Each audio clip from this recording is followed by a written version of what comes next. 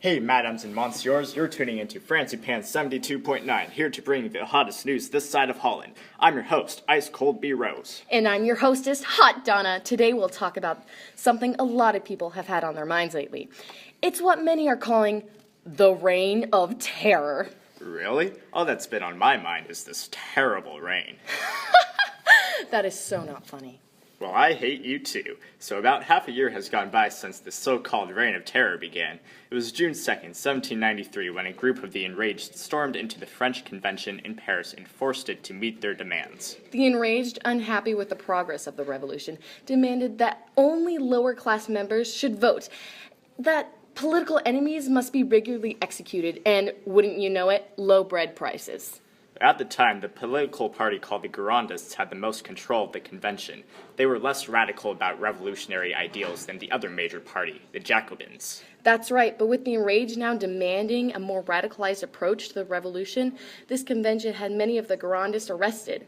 This led to the Jacobins having the most control. And boy, did they start cleaning things up fast. With the nifty guillotine to kill sweetly and soundly, the convention began executing tens of thousands of enemies to the revolution. But of course, every good thing has a bit of controversy. Many are saying that this killing is too massive and indiscriminate. Purportedly, accused enemies are not actually political detractors. They're either accused because of paranoid suspicion or because they weren't well liked.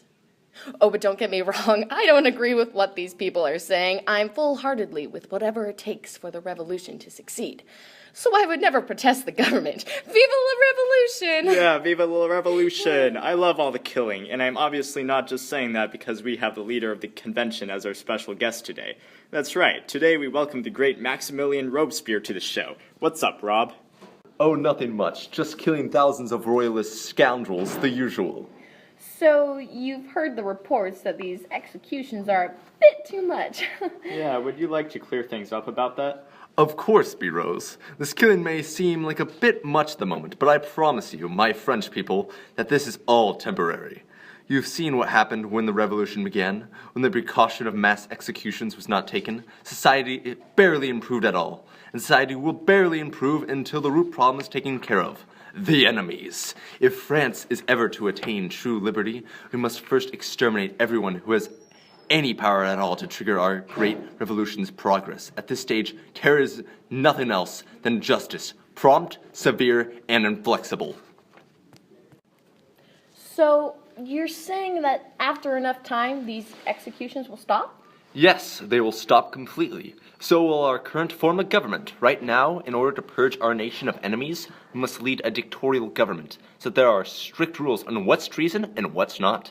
After there is considerable evidence of every last citizen is a friend to the revolution, I'll reform the government as a democracy. That way only people of good nature, who will be all the people of France, will have a say in government. Brilliant, quite brilliant indeed. Now here's a personal question of mine. Though one would think the nobility to be full of detractors, it's not nobles who are being executed the most. Rather, it is working class members who are most often killed. Why is that? Are you trying to suggest anything? Oh, no, not at all. Very much not at all. Are you suggesting that my executional practices are indiscriminate? That my convention is too lenient towards accusations of radical workers? If I didn't know any better, I would say you were an enemy of the revolution. Oh my god, yes! Yes, he is suggesting that. I'm not suggesting that, but I always knew that he was one of those royalist dogs. Donna, come on, I don't hate you that much. B. Rose, I believe you are correct. You don't hate Hot Donna as much as you hate our revolution. No, that's not true at all. I love our great revolution. I have t-shirts and everything. Guards, put him on the guillotine. No, I love the revolution. It's my jam. I love... Finally, he's gone!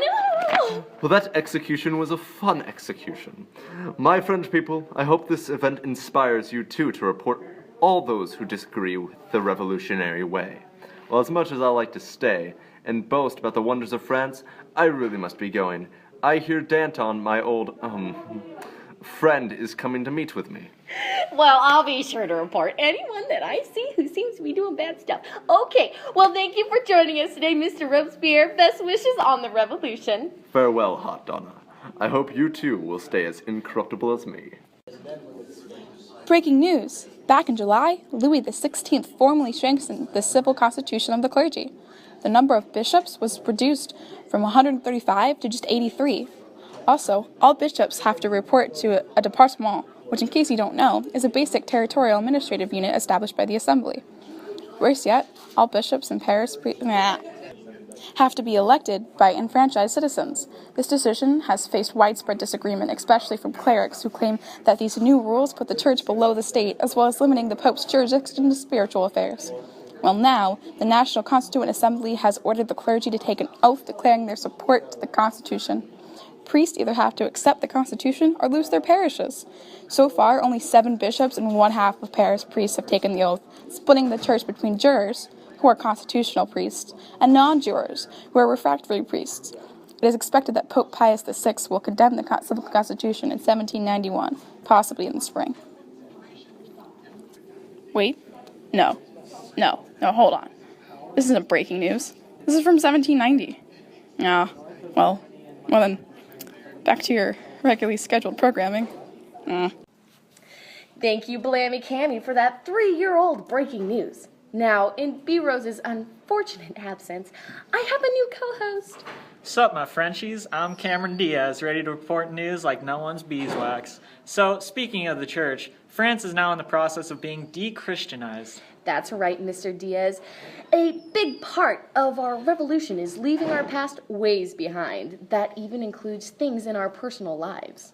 The convention decided that belief in traditional religion is irrational, so it outlawed Christianity and in its place introduced the cult of reason.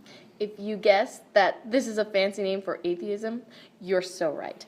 And yes, this means that atheism became France's national religion. But when Robespierre came to power, he condemned the cult of reason. Himself believing in God, Robespierre preferred that his citizens be deist instead of atheist. So he replaced the cult of reason with the cult of the supreme being.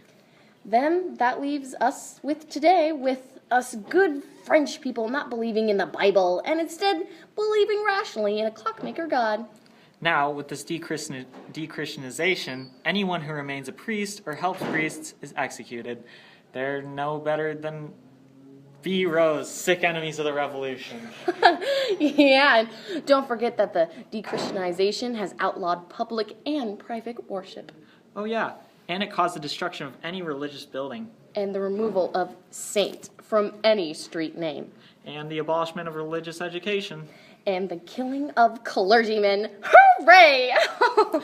A lot of folks are calling this forced deism another cruelty of the Reign of Terror, but obviously they just can't understand the greatness and reason in Robespierre. True that. They're just asking to get killed. Well, looks like we've come to an end of our time slot. Oh man, but today was so exciting. We even got B. Rose killed. Yeah, but all good things have to end sometime. Except for the revolution, because that is forever. The revolution is love. The revolution is life. Viva la revolution and viva la Robespierre! All right, join us next time as we talk about how great Cromwell was. This is Hot Donna signing off. And Cameron Diaz popping out.